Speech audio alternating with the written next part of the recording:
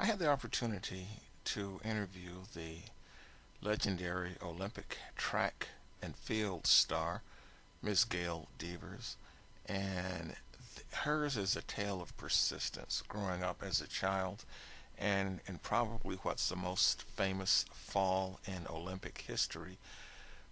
She was winning a race, and we talk about it. She was on world record pace, and she fell. But it's not the fall that, and this is a lesson in life, it's not the fall that gets you, but it's the way you come back. And I think you'll find the way that she came back and her mindset in the process interesting. So without further ado, here is a portion of that interview with Miss Gail Devers. 1992. I know you've probably talked about this ad nauseum, but I, you had a nasty fall. Yes. And I know what went, and here's what I'm getting at. What went through your mind when it happened, but also, how did you begin the healing process? And the reason that I bring this up is because you, from what I see, are very mentally tough. And how was that, I guess, did that fall and the recovery process, both physically and mentally, how did that affect your mental toughness for the remainder of your career, whether it be in business or in track? That's a good question. I think people have always said, "Oh, I saw that fall. Oh my gosh, I cried for you," and I've never cried. I've never cried for that race. I'm the type of person that, like I talked about goals and dreams. I set goals for myself. I write them down. I put them in several places throughout my house because it's a constant reminder to me of what it is that I'm what path I'm on and what I'm focused on, what I'm trying to accomplish. And then in track and field, when I get out there on the track, the first thing I do, when you see the announcer or the starter telling us to take our sweats off, get ready to get in the blocks, I'm actually saying my prayers. And I'm asking God, literally my prayer is I'm asking God to run this race with me and for me, and whatever his will is, let it be done.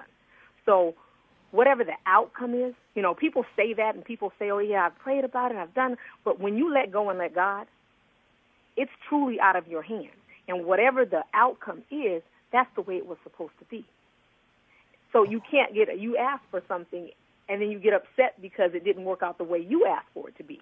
And that's not what your prayer was. So for me, I gave it my all. I always tell people I have a thing called Club Force, where I actually wear a band. I've had it on mine, probably needs to be changed, but called Force. And what Force stands for is focus on respect, commitment, and excellence. And this is a philosophy that I live my life by. So what happens is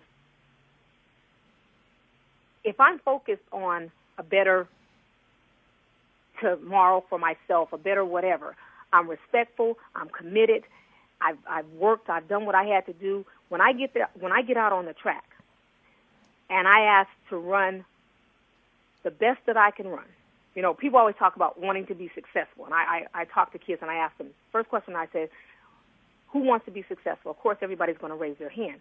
But do you really know what success means? Success is not defined by me reading a magazine that tells me I have to be a size of this, or I have to look a certain way, or I have to do a certain thing, or I have to be a certain way. I don't have to own the company. I don't have to make all the money. Being successful means that you have to be the best you that you can be. Everybody is not meant to be a doctor. Everybody's not meant to be an Olympian. Everybody's not meant to be a talk show host.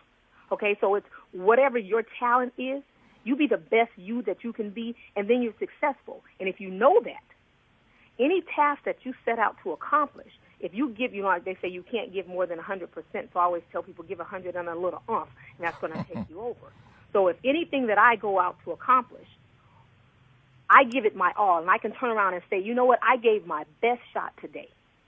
I don't care what the outcome is as far as what other people were looking for. I'm successful. So in that fall that you talked about in 92, I gave it my all. I was on world record pace because the statisticians have a way of letting you know, oh, my gosh, had you not fallen, you would have broken the world record, da-da-da-da-da. But for me, I was successful. I can't cry because I gave it my best. If I had done something in the race where I'm like, okay, I wasn't doing this or I wasn't doing that, I'd kind of dogged out the race, and I've never done that. I ran my heart out. So I'm successful. So why cry over it? There's something else that I'm supposed to go back and do. And, I'll even tell it to you this way. Had I won that race, I would have been done with track and field because that was my goal that I wrote down. Wow. To win the 100 and to win the 100-meter hurdles. So doing it my way, I wouldn't have 25 years at the age going on 43, and people are like, are you ever going to retire? No, not yet. I wouldn't have the career that I have. But that fall, what it did for me, I had to regroup. I had to pick up and say, okay, wasn't meant to be today. That doesn't mean that I can't come back. That doesn't mean that that's not a race that I have the capability of winning.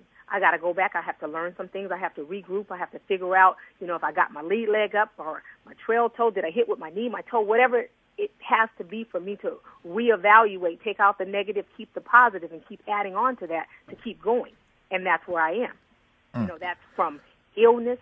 With my Graves' disease, it was the same thing. And I tell people, if I had my whole life to live over again, I would want everything that has happened to me, I would want it to happen again because it's made me into the person that I am.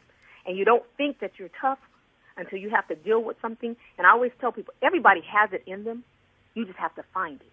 And sometimes you have to reach way down to your toes to find that inner strength, to empower yourself, to get yourself going, to say, I can do this. But what's helped me in my life is having my dream. And whatever my dream is, because that's something that you really want. You take that dream. You don't just sit it on the shelf. You turn it into a goal. And now it's something that I'm shooting for. I have a reason to get up every morning. There's something that, I have purpose in my life.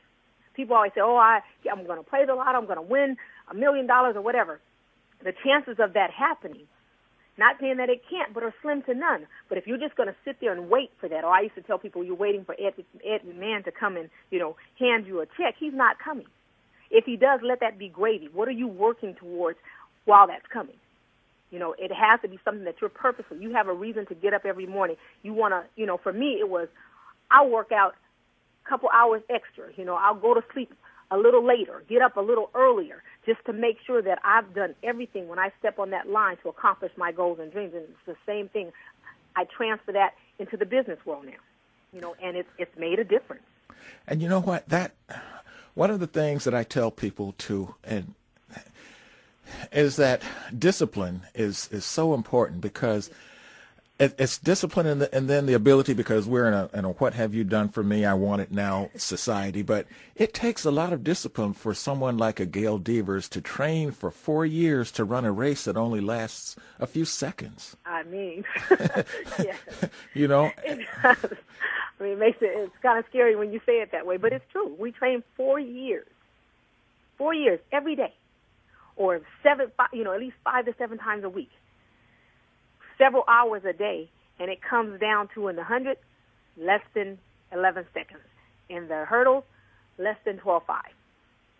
So, and when it's done, it's done. When it's done, it's done.